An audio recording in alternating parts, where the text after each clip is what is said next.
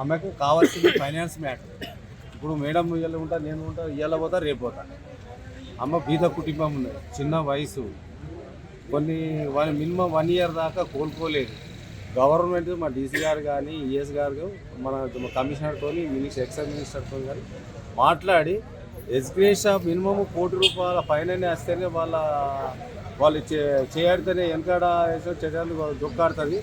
వాళ్ళు మొసరా ప్రాపరు, వాళ్ళు కూరగాయలు చిన్న మసాలాలు అమ్ముకుంటా పడతారు. బీద కుటుంబము మినిమం ఒక లేబర్ పెట్టుకున్న, ఒక అటెండర్ పెట్టుకున్న మినిమం 5,000-10,000 కావాలి వాళ్ళకు. ఆ పరిస్థితి ఉన్న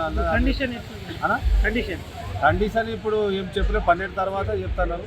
అప్పుడు నేను పొద్దున పోయినప్పుడు కోమంలో ఉండే ఆ మత్తుల 12 గంటల తర్వాత మొత్తం చేస్తాను. మీ మీడియా ద్వారా నేను గవర్నమెంట్ కోరుకునేగా మన ఎక్సైజ్ మినిస్టర్ కానీ మా కమిషనర్ కానీ వాళ్ళకి ఆర్థికంగా ₹1,00,00,000 వరకు ఎస్గ్రేషియా ప్రకటించాలని మనది.